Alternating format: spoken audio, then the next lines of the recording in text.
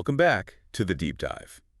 So, if you've been listening for a while, you'll know that we usually take these huge, sprawling topics. Right, like geopolitical shifts or the future of AI, that kind of thing. Exactly, that kind of thing. Mm. And we try to sort of boil it all down into something you can actually hold in your head. Hmm. But today, I want to do the opposite. We're flipping that. We are totally flipping that. We're inverting the whole process. I want to take something incredibly small, something so mundane you probably haven't consciously thought about it in years, and just expand it, blow it up until we can see the entire culture hiding inside of it. We're going micro. We are going microscopic. We are looking at the script of your life. Literally. Literally.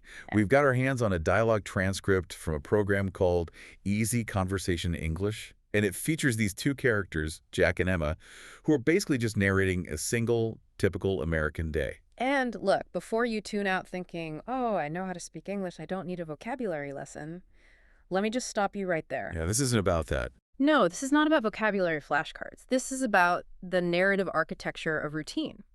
When we really look at the specific words that Jack and Emma use to describe waking up or commuting or, working, we aren't just seeing language. What do we see? We are seeing psychology. We're seeing how a culture views time and efficiency and obligation. It's all baked into these tiny little phrases. That's such a good point. Yeah. We think we choose our words, but so often the words choose us. They shape how we actually experience the reality of, say, a Tuesday morning. Mm-hmm. So our source material today is this raw script. It's like a chronological roadmap of the 24-hour cycle. And our mission really is to decode the hidden messages in what we call the daily grind. It's the anthropology of the unremarkable. I love that, the anthropology of the unremarkable. Okay, so let's start where the day starts and where the pain begins. 6:30 a.m. 6:30 a.m. In the script, our character Emma says, "My alarm goes off at 6:30 a.m." Now, I must have read this line a dozen times, and it never ever clicked until I saw your notes on this. She doesn't say the alarm rings. No. And that's a huge difference, right? It's a really critical distinction. In many other languages, especially Romance languages, for example, the verb you'd use for an alarm might translate to something like singing or sounding or ringing. It's purely auditory. It's descriptive. It's descriptive. But in American English, the standard go-to phrasal verb is goes off. Now, just stop and think for a second. What else goes off? Well, a bomb goes off. A bomb goes off. A gun goes off. Fireworks go off. Exactly. It implies a sudden, violent, and totally involuntary event. An explosion. It is an explosion. It's not a digital summons. It's not a little bell tinkling. It's a breach of the peace. Yeah. By saying the alarm goes off, we are, linguistically framing the very start of the day as an intrusion. Wow. It's an aggressive act that breaks the sanctuary of sleep. And when you frame it like that, the very next action in the script makes so much more sense. Emma admits, I usually hit the snooze button once or maybe twice. And then Jack laughs and says he does too. But that verb, hit. You don't press the snooze button? No. You don't tap it, you hit it. Press is what you do to an elevator button. It's controlled. Hit feels like a physical strike. It's aggressive. It is. And psychologically, I think this speaks to what sleep researchers call sleep inertia. You know that feeling, that groggy, heavy, almost drunken feeling where your prefrontal cortex hasn't fully booted up yet. Oh, I know it well. We all do. Yeah. And in that state, you aren't really capable of fine motor skills or gentle interactions. You are reacting with a primitive physical rejection of reality. You are literally striking the device that is tormenting you. You're fighting back against the machine. You're trying to. And the snooze itself, that's such a fascinating cultural artifact, isn't it? The script says once. Or maybe twice. It's this little illicit negotiation we have with ourselves. We're stealing time. We're borrowing it from our future selves. It's the very first negotiation of the day, and it's a negotiation we almost always lose. But, okay, so eventually the negotiation fails. We have to move to the next phase. Verticality. Right. Emma says, I get out of bed, and then immediately the script pivots to the engine of the American economy. Not the office. Not yet. The kitchen. The kitchen. Specifically the coffee machine. Of course. Emma says, I go to the kitchen and start the coffee maker. Okay, start the coffee maker, not make coffee. It's a subtle thing, but it's a shift that's happened over the last few decades with, the industrialization of the home kitchen. If you were boiling water in a kettle and using a French press, you would probably say, I'm making coffee. Right, because you're actively involved in the process. Exactly. But Start the coffee maker implies you are an operator. You are initiating a process. You push a button on a machine and then you can walk away. It highlights automation. You start it and the machine takes over. Which is what allows for the multitasking. The script is very clear about the timing. It says she does this while the coffee is brewing. The great overlap. Yes. And this leads us to the bathroom routine, and a phrase that I think just perfectly encapsulates the American attitude toward time. Jack says, while the coffee is brewing, I hop in the shower. Pop in. Hop in. Why, hop? Are we kangaroos? What is that? It does sound a bit ridiculous if you analyze it literally, doesn't it? A little bit. But hop here acts as a modifier. It's all about speed and effortlessness. If I just say, I'm going to take a shower, it sounds neutral. That could take 10 minutes. It could take 30. It's an unknown quantity. But hop in. Hop in implies a transaction. I'm going to jump in, get clean, and jump out. Yeah. It signals to the listener, or even, I think, to yourself, that this is not a leisure activity. This is not a relaxing bath. This is maintenance. It's efficiency signaling. It's like you're saying, don't worry, I'm not wasting time and enjoying this. I'm just hopping in. Precisely. Yeah. And it fits perfectly with that timeline. The Right. coffee is brewing. That's your built-in timer. You have exactly that many minutes to hop in, wash up, and get out before the caffeine is ready to be consumed. It turns the entire morning routine into a pit stop. Like a race car driver. You're just checking the boxes. And then after the shower, we get the rest of the grooming vocabulary. Brush my teeth, comb my hair. Very standard. And the order is so specific, too. The coffee typically starts before the shower in this routine, all to maximize that sliver of time. Every second counts. Okay, so we're clean, we're caffeinated, or at least waiting for the caffeine. Now we have to face the wardrobe. And the script here is interesting because it introduces conditional logic. Yeah, the if clauses. Jack says, if it's cold in New York, I put on a sweater. And then if I'm going to the gym, I put on my sneakers. So let's break down put on. Let's look at put on versus, say, wear.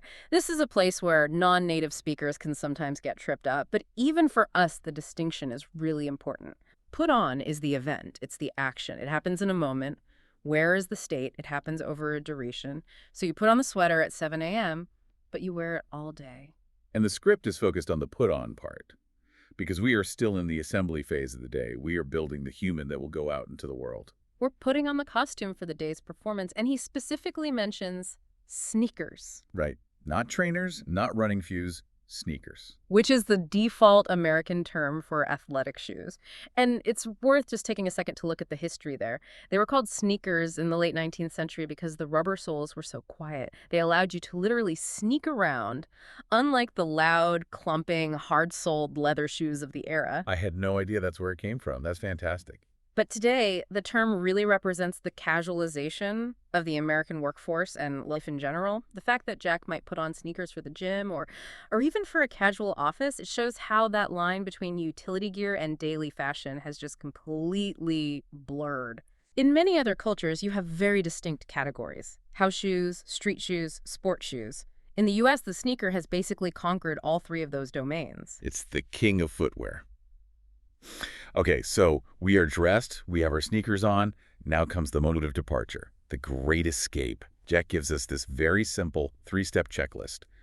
Grab my keys, lock the door, leave the house. And there it is again. Grab. That verb, it comes up constantly in this script, and I started noticing it everywhere once you pointed it out. It's the verb of the modern hurry. Grab implies a quick, almost careless seizure of an object.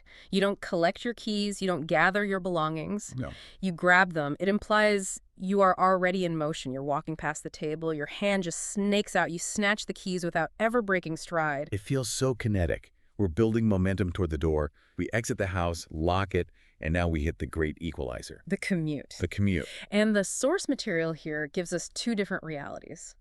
Emma takes the subway, which is a very New York, very urban context. But then she acknowledges the broader American reality. Many Americans commute by car. And then she drops the one phrase that I think defines the soul-crushing nature of that entire experience. I think I know which one you mean. She doesn't say people are delayed by traffic. She says they get stuck in traffic. Sigh. Just think about the psychology of that word. If you're delayed, it's a timing issue. Okay, you'll be late. It's an inconvenience. But if you're stuck, It's a spatial issue. You're trapped. you are trapped. It implies total passivity and helplessness. You are in a cage of metal and glass, unable to move forward, unable to move backward. You've lost all agency. It changes the locus of control, doesn't it? Mm-hmm. I was delayed. Sounds like something that happened to me, an external event. I got stuck.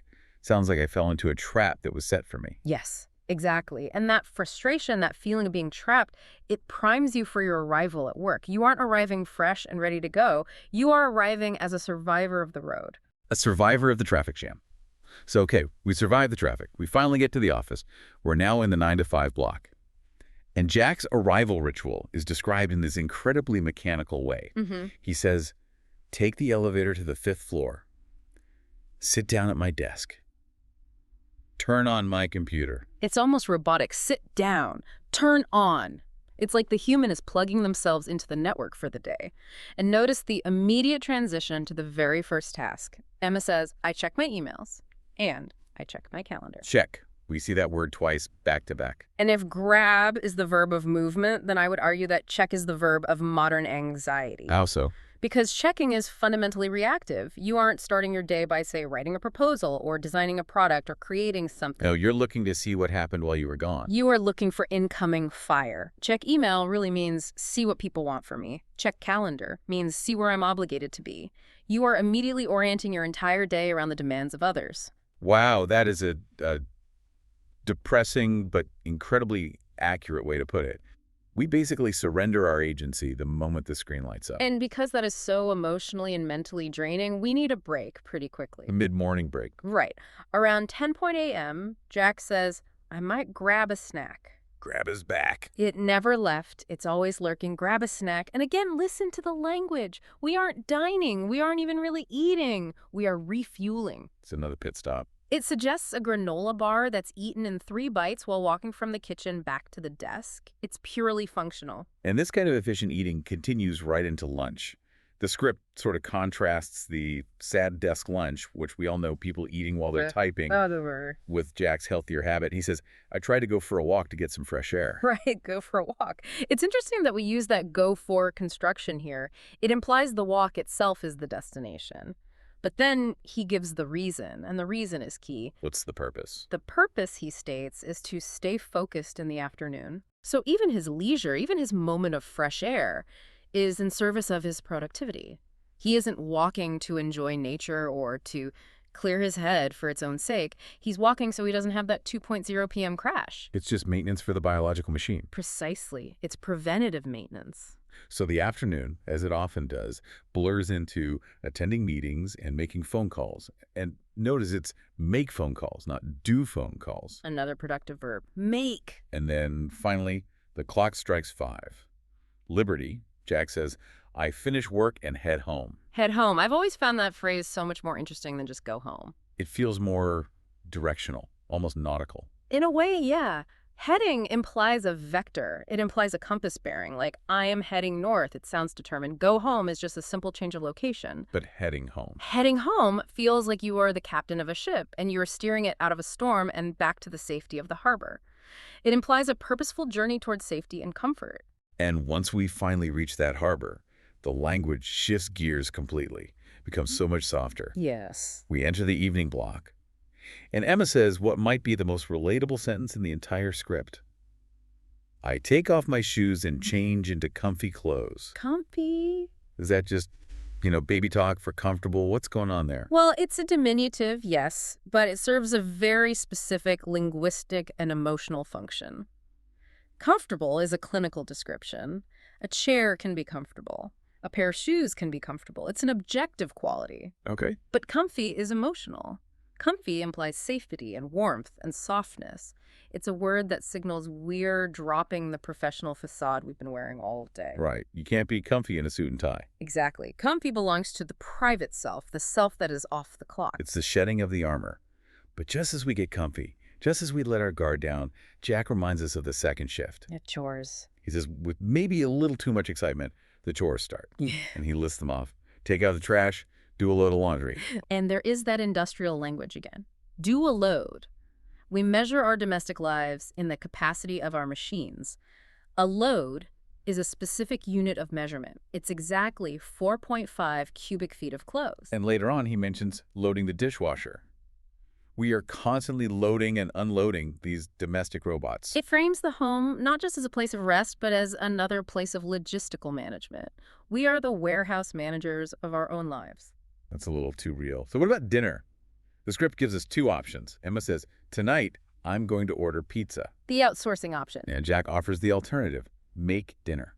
Make versus cook. You can absolutely say cook dinner, but make dinner is extremely common in American English. Make is a productive verb. You make a table, you make a report, you make dinner. It implies construction. Whereas ordering, of course, is the outsourcing of that construction. You're just paying for the finished product. Right. And then after dinner comes the cleanup. It's described as washing the dishes. And it's always plural, isn't it? Even if it's just one plate and a fork, we say we're doing the dishes. It's a collective noun for the entire burden of mess. The burden of mess. That's a good band name. I'll write that down. Okay, so finally, the chores are done. The machines are loaded and running. We move into the final phase before bed, the wind down. This is roughly 8:00 p.m. to 10:00 p.m. And we get two very different styles here in the source text. We do. Emma's style is very screen-based. She says, I sit on the couch and browse the internet or watch a show on Netflix. Let's look at browse. That's a word that has really evolved. Originally, you browsed cattle. As in letting them graze. Exactly. Yeah. Then you browsed books in a library or a bookstore. Now we browse the infinite, unending stream of data, and it implies a certain aimlessness. You aren't searching for something specific, you are just grazing on information. That is the perfect description of it. And she also says, watch a show, not watch TV. A crucial shift. Watching TV used to mean you turned on the box and you were subjected to whatever was on at that time. You saw what the schedule gods gave you. Right. But watch a show implies on-demand selection. We are the curators of our own entertainment now. We are in control. Meanwhile, Jack tries to sound a bit more intellectual, maybe a little old-fashioned. He says, I listen to a podcast or read a book.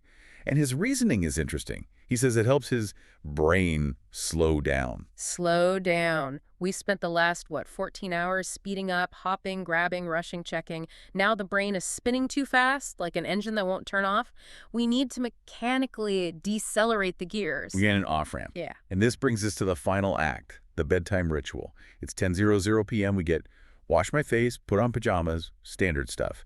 And then Emma uses a verb that I think is the single most evocative word in the entire script. I know which one you're talking about. She says, I crawl into bed. Crawl. Not walk into bed, not get into bed. Crawl.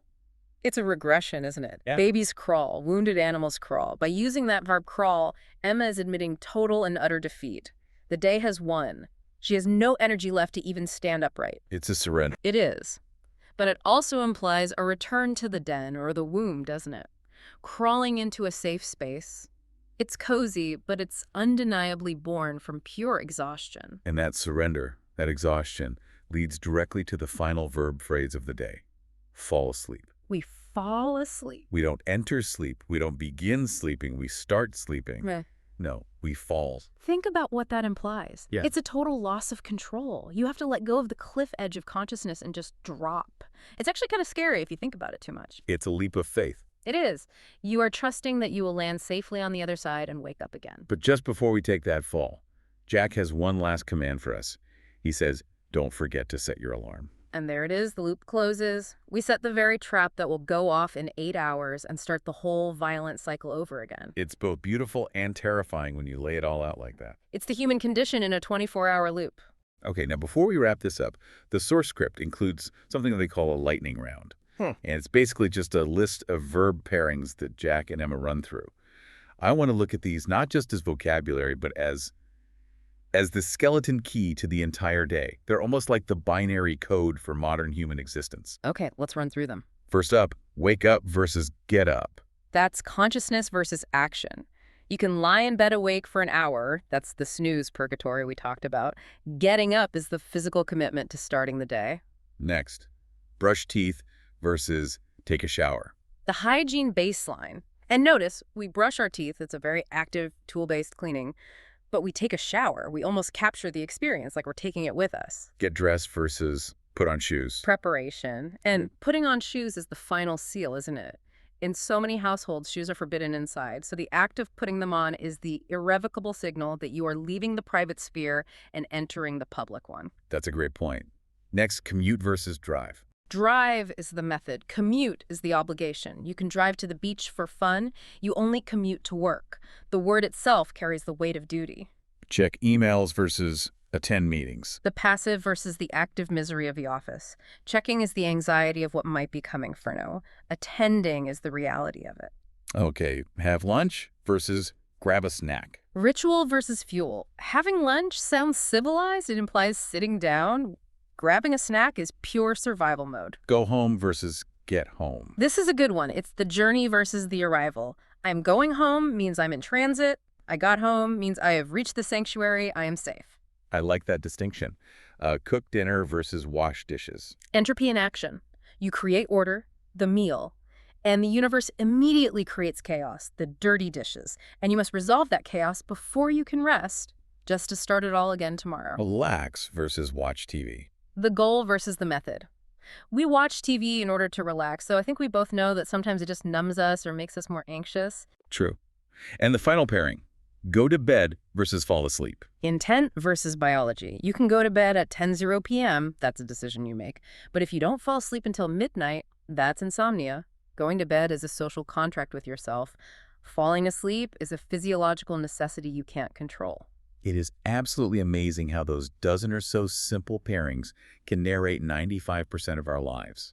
If you master these specific collocations, you can describe almost the entire modern human experience. And that's really the Jack and Emma method in a nutshell.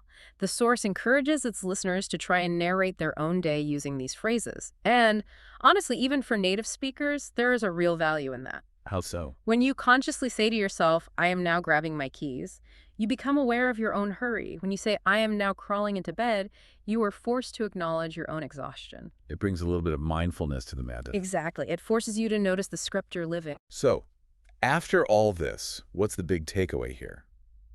We've pulled apart the linguistics of the daily grind. We've seen that our language seems obsessed with efficiency words like hop and grag, that it's deeply reliant on machines, start, load, and that it's all framed by this constant, relentless battle for time. I think the takeaway is to be aware of the script you're reading from. Ask yourself, are you stuck in traffic or are you simply in traffic? The first implies being a victim. The second is just a neutral state. Are you hitting the snooze button or are you just pressing it? Exactly. The words we use, even unconsciously, they paint the world we see. If you describe your own day as a series of violent, frantic, and anxious actions, then your day will feel like a battle. That is a very powerful thought. Maybe we have the power to rewrite the script just a little bit. Maybe tomorrow morning, to hop in the shower. Maybe you can just walk in. Walk in. Take a moment. Let the coffee brew without feeling like it's a countdown timer. It's worth a try. Well, a huge thanks to the Easy Conversation English group for giving us this fascinating and slightly unnerving look in the mirror.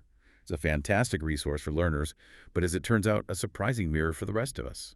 Indeed it is. And thank you, all of you, for listening. Whether you are currently commuting or doing laundry or maybe even getting ready for bed, we really appreciate you spending this time with us. We'll see you on the next deep dive.